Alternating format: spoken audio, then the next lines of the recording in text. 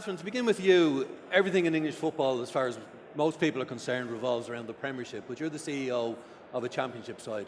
What does that involve, and what is the vision for Charlton Football Club? It's a struggle, obviously, because we live in the shadow of what's claimed to be the best competition in the world. But I'm a strong advocate for the league that we're in, because I think the Championship has a place in the market, and we just need to brand it more and market it more, because I think Premier League is more now about, Richard Scudamore said it as well, like it's full of European players, not only English players, and I think Charlton has a very strong academy, and we have a reputation of bringing youth academy players through our first team, and we can market ourselves like this, and apart from that, we can offer affordable football to people as well.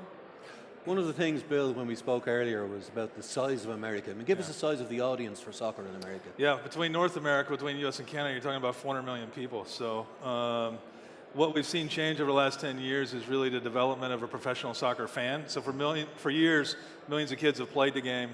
But, then they went home and their parents were watching NFL football or baseball. Now they go home and their parents are watching soccer. And so those kids that have played now watch EPL, Bundesliga, La Liga, Serie A every weekend, all weekend long. So they're getting to see top players, top teams from around the world, top clubs, and they've become very savvy at what they know about the game. And so we come along and we've structured our league to look and feel and act like the rest of the leagues around the world. You made a fascinating comment to me yesterday about how many Premier League teams would be the equivalent in America if you were to run as 145? Yeah, so if you took the 350 million people in the US and overlaid that over Western European football countries, you'd have 156 first division clubs. And right now we're looking at 38, so there's plenty of room to grow. The fan base is estimated at 50 million people who follow professional soccer at this point, so the opportunity is incredible. I mean, we have to focus on playing good football, we have to focus on being relevant in our communities, we have to focus on creating great stadium experiences, and the rest should work out. I know one of the things you're keen on is to be recognised as a Division 1 alongside the MLS. Yeah, I mean, nobody gets up in the morning and says, I want to be second best. So we're striving to be a top league in the world. We don't have a timeline for that, but in the last 3 years, if you look at the competition on the field and how much more competitive we've become, the reaction of the fans, the media, sponsors, everything, we're headed in the right direction. We're moving very quickly. We're at a place and a time that gives us a great opportunity to grow fast, and that's our expectation. For you, Katrien, Premier League is the be-all and end-all. Do they give enough respect to the Championship as an organisation, or would you like to be included more in that? Well, obviously they give us money, and by that we should say they give us respect to a certain extent, which I don't really know. I think for us the biggest problem is we're drawn into this money league that the Premier League has become. I feel that the Championship should be part of the Premier League, because most of the clubs in Championship have been part of the Premier League, and because of the system with the parachute payments. But obviously not the same kind of money is available in Championship, yet we're paying wages which are ridiculous, and everybody says obviously the teams that need to go up to the Premier League need to be competitive, but everybody knows that the players that promote you to Premier League won't keep you up in Premier League, so you need to construct a whole new team.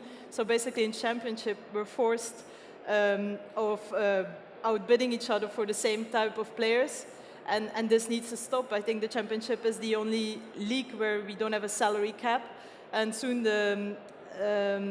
the financial fair play rules will be changed, and a club like Charlton, who has a turnover of £12 million, will be allowed to have losses up to £30 million, which is completely ridiculous. And it doesn't need to be that way, but that's what they make us do. We voted for this rule because of getting more money from the Premier League, but ultimately that money will go into the pockets of somebody else, and it won't be for the club. Can we see a day where Charlton will be back in the Premier League and the likes of Charlton can compete in the Premier League? Well, I obviously hope so, but we are very much a club that is built on a sustainable business model, and we hope we can convince other clubs in the league to do the same. And historic figures show that you basically have to bet your way now into the Premier League. So our wage bill is around 12 million, 11 million, including staff. But on average, to go into the Premier League, it will be between 20 and 30 million pounds on wages.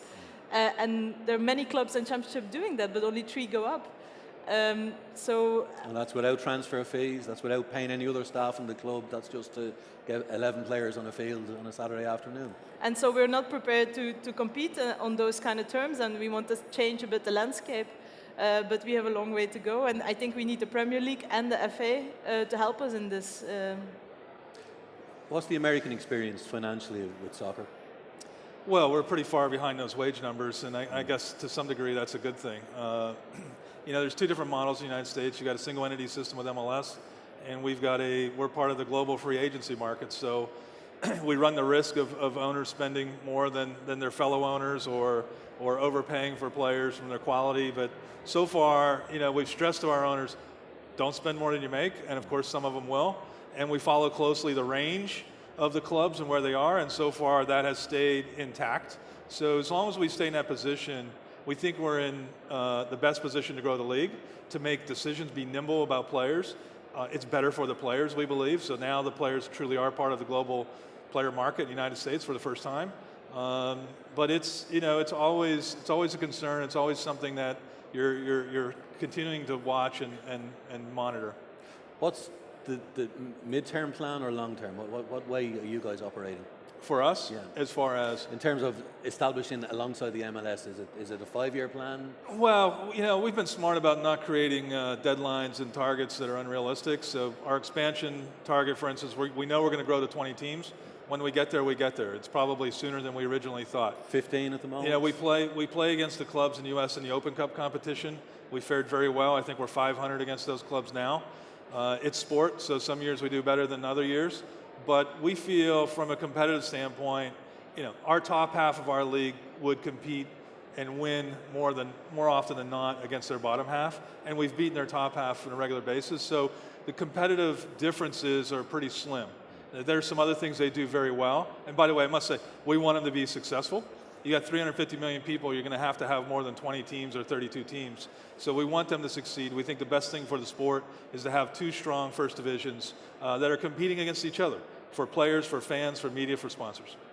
Katrien, for you were telling me backstage that the money in the championship is the same all the way from top to bottom, and that's something I think you would like to see incentivized, because you can get to the mid-table, mid-season, and you have nothing to play for.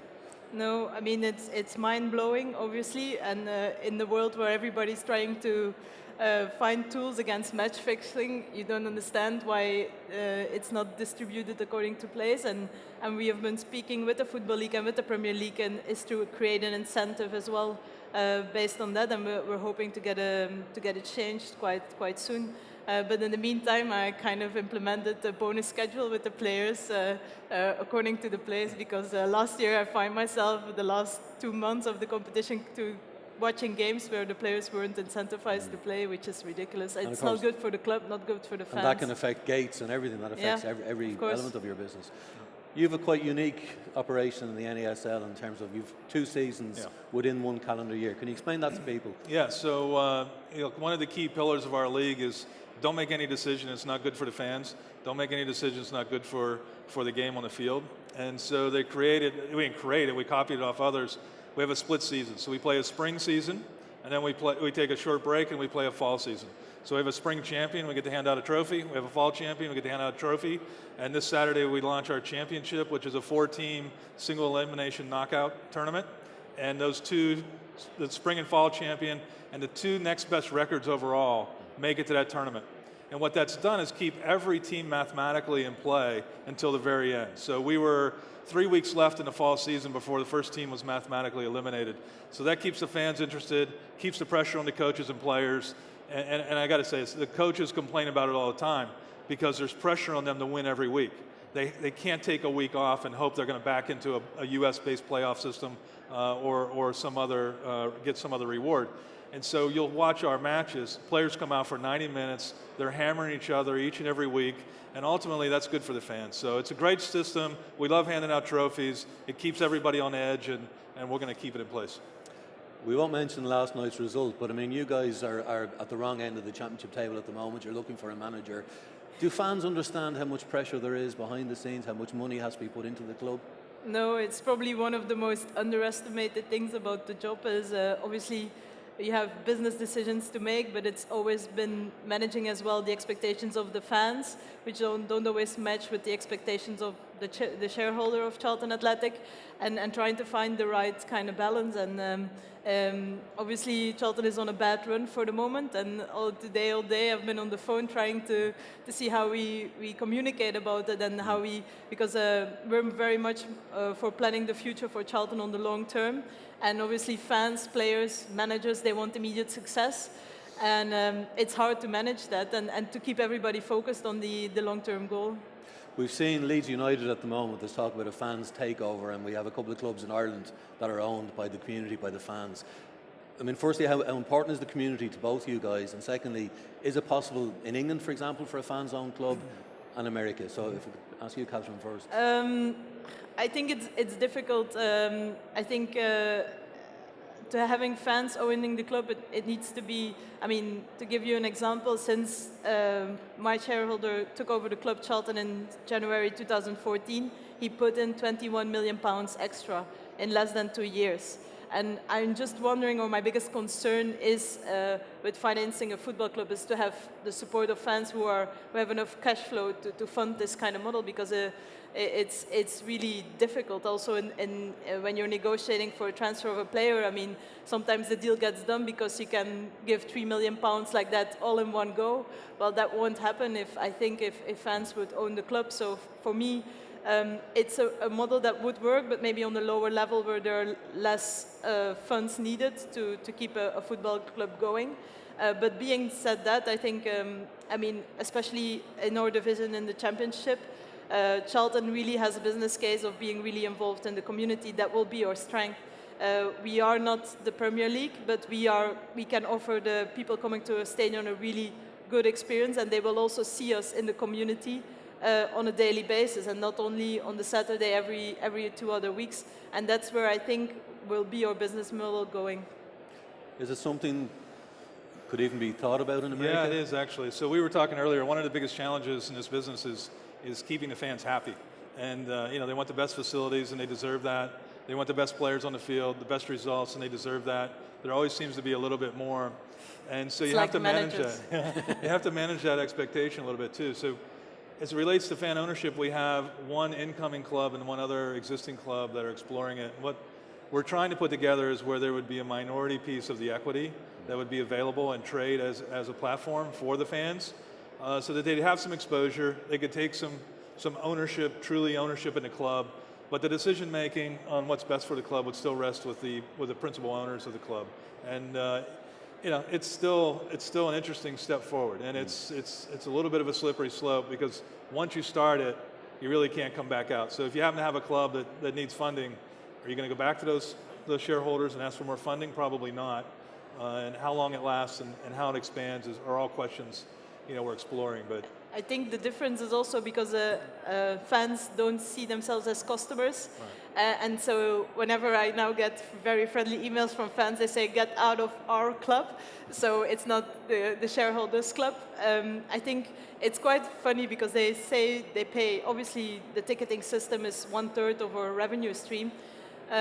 But they go to their restaurants with their family every week, and they go to the cinema. But if they're not satisfied with the product, will they go and scream to the people in charge of it? No, they don't. But they do it with a football club, and that's very weird because they feel a sense of ownership of a football club, and that's a really difficult balance, is how you try to engage with fans and make them incorporate into some decisions of the club. But I think I mean, in the end, the bill is paid by somebody else, so he should have the final say.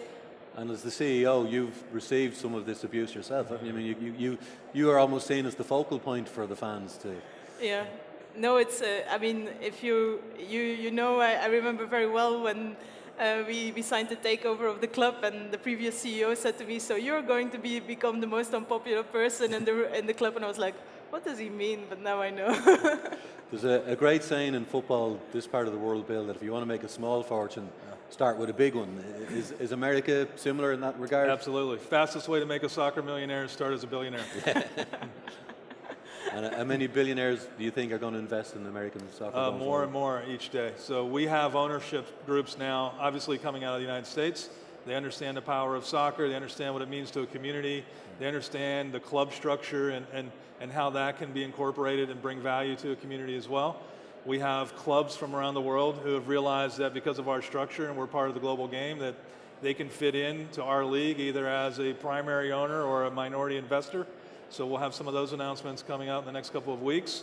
And then we just have high net worth individuals from all over the world who understand the power of soccer, understand that time and place in the United States, that they can get into the game now at a reasonable price, invest a reasonable amount of money, and expect some pretty interesting returns over the next decade or 2 decades. Is there enough cooperation between America and Europe, do you think?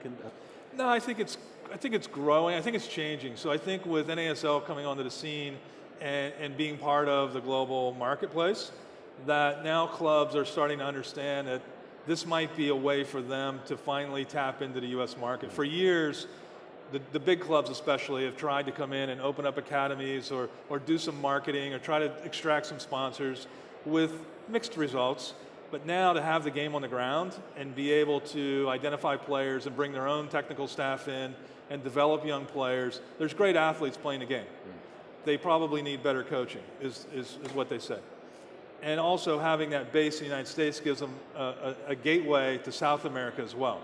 So the clubs that are exploring it, the clubs that are realizing who we are and the relationship they can have in our league for the first time in our country are starting to move closer and closer towards ownership. How much would you like to find the next Ronaldo in Charlton, in the academy or the local area? I mean, how much is that? How much work goes on behind the scenes? Well, so one of our business key aspects of our business model will be the success of the academy. So as a result of that, we will invest 12 million pounds into a training ground facility, which we're now told we should better spend on the first team. But because we think, like I said earlier, is we really, I think since 2008, Charlton's first team always included a Charlton player every game. And it's really, for us, we try to attract in a very competitive London market the best young players, because we can still show them the opportunity that they will play in a first team, and then if they're good enough, they will go to the Premier League either with us or without us. But it's very important, obviously, for to have a shareholder who would support this kind of long-term vision. We will invest this kind of money, but there is not a guarantee, obviously, of return or not an immediate fame, and that's the difficult part of it. We remember, Bill, over this side of the world, Pele and George Best and even our own Johnny Giles played in the original NASL, and Cosmos are back up and running and very popular. Raul is still playing with them up to this season. What's success for you? What will make your job and your league a success? Well, a number of things. One, we want to be competitive. So in a certain period of time in the near future, to be able to line up with any club in the world and maybe not beat them, but give them a run for their money. That's first and foremost. Second, reaching the 20 clubs and having 20 clubs that are filling out their stadiums, no matter what size that stadium is. And then starting to branch out around the world and look at the opportunities. I mean, we're basically at a tech conference here, and one of the reasons we're here is exploring, what's the future look like when it comes to broadcasting, fan interaction, your relationship with your fans, all those things we sense are going to change. So, we're trying to explore what that looks like. But we believe it's a global marketplace. There's no reason you can't be a global league. And so still have to do the little things first, and that's what we're doing. But the opportunities are endless. I mean, the 70s, NASL in the 70s was an incredible phenomenon. And those people were truly pioneers. They were very successful. We still love bringing those guys back and talking about what they did. It's interesting to introduce that league to the younger generation. So people over, the mid 40s and 50s, they all understand it. And I've met a million people who told me they saw a Cosmos game. I mean, everybody saw a Cosmos game, and their dad took them. But it doesn't help us so much today. So we got to make our own way. But it's good to bring that history along and tell those stories, and for people to realize that pro soccer, it really isn't that young in the United States. It's older than people think. And so maybe we haven't done a great job with it, right? We need to do a little bit better job going forward. But it's neat to have that history, and it's neat to bring it back and introduce it, and we embrace it as best we can. Katrien, you work in a city where Chelsea, Arsenal, Spurs, even not far from you, QPR, Crystal Palace. I mean, how do you compete against them? How do you work? It's difficult. I mean, I don't see, obviously we're competing for recruiting young players, and that's probably the core part of our business. Other than that, from a fan's perspective, I think we have a good proposition. I mean, to give you an example, I think I went to the BT Sports Awards, and I was picked up by a taxi driver in a Tottenham shirt, so we started chatting. And I kind of passionately talked about Charlton, and the next day I find an email in my email inbox and saying, I bought tickets for Charlton. And ever since he has been coming to Charlton, because he said if I go to with my family to Tottenham, I spend £180 to go with my family, and with Charlton it's £50. And it's still a good experience. It's probably not the best players in the world, but you really feel part and close to the players. You can have access to the players more. And so in that way, I think we probably compete for the real fans. I think a lot of the fans now in certain Premier League stadia, it's full of corporate.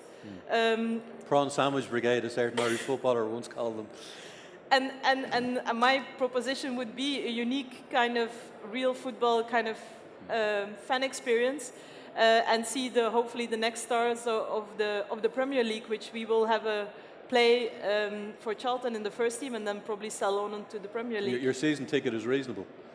Yes, I think we have the most affordable season ticket in London, and actually of the whole football league. And last year as well, I mean, £170 for a whole season. Obviously, the quality of football is debatable for the moment, but at least you can enjoy yourself for 90 minutes. The great thing in football is always the next game. Bill, Christmas is around the corner. What would you like to see for North American Soccer League? You know, I say this all honesty. We're in great shape. We're very happy with where we are right now. Our progress is moving in a direction that we're very satisfied with. We still have a lot of work to do. So I'd say give your presents to someone else. We're doing just fine, thank you. And could we see the Cosmos in Dublin? Could we see American Absolutely. teams? You know, they've been everywhere. So they were in Hong Kong last year. They were in El Salvador. I think they were in the Middle East the year before. We went down to Cuba and played a match, which was incredible if you're an American. Yeah, it was just fascinating to go there before they started opening up. So for an American, that was interesting. And we have some clubs coming to Portugal. A couple have come into England and played. So why not Dublin? And for Charlton for Christmas? About 5 places up the table. Yeah. A couple of wins will do, I think. And maybe a manager. Yeah, maybe a manager as well. You haven't seen one walking around the streets of Dublin at all, no? Not yet, anyway. Well, listen, we thank you very much for your time this afternoon. We wish you the very best of luck for your championship playoffs this season, for your fight against relegation for the rest of the season, the championship. Thank you. Ladies and gentlemen, Katrien and Bill, give them a big round of applause. Thank you.